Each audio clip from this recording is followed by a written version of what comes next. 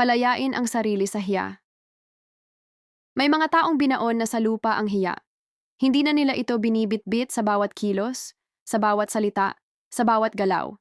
Dahil alam nila, ang hiya na walang dahilan ay hadlang sa buong potensyal nila.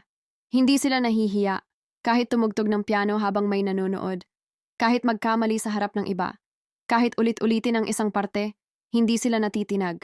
Dahil para sa kanila, ang pagkakamali ay bahagi ng progreso, hindi ng kahihiyan. Pinili na nilang harapin ang hiya at ituring ito hindi lang hadlang, kundi kasalanan kapag hinayaan itong pumigil sa talento, sa boses, sa potensyal. Wala silang ginagawang masama. Hindi sila gumagawa ng ilegal.